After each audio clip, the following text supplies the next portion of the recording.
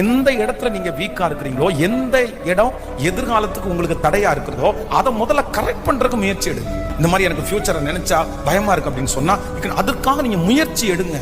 அமைதியா இருக்காதீங்க. நீங்க ஜெபம் பண்ணி போய் ஃபாலோ பண்ணுங்க. எனக்கு எந்த தொழிலும் எனக்கு இல்ல, என் கையில வருமானம் இல்லைன்னு நினைக்கிறீங்களா, என் ஃபியூச்சர் நீங்க அதுக்காக பிரயாசம் எடுங்க. எனக்கு ரொம்ப பலவீனமா இருக்குது, என் உடம்பு சரியில்லை, இப்படி இருந்தா என் ஃபியூச்சர். நான் நம்புறேன், என் உடம்புல இருக்கிற அவயவத்தை எல்லாவற்றையும் படைச்சவர் அவர்.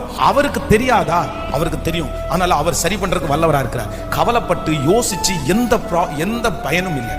அதனால ஆண்டவர் என்னுடைய, நான் நம்புறேன், ஒரு வருஷத்திலே கர்த்தர் உங்க எதிர்காலத்தை எப்படி வேணாலும் மாற்றுவார். ரூத்துக்கு என்ன எதிர்காலம் நினைக்கிறேன், என்ன ஃபியூச்சர் ரூத்துக்கு? அனாதைய போல வந்த ரூத்துக்கு கர்த்தர் ஃபியூச்சரை எவ்வளவு பிரகாசமா ஆண்டவர் மாற்றி கொடுத்தாரு. நீ அறியாதது, உனக்கு எட்டாதது.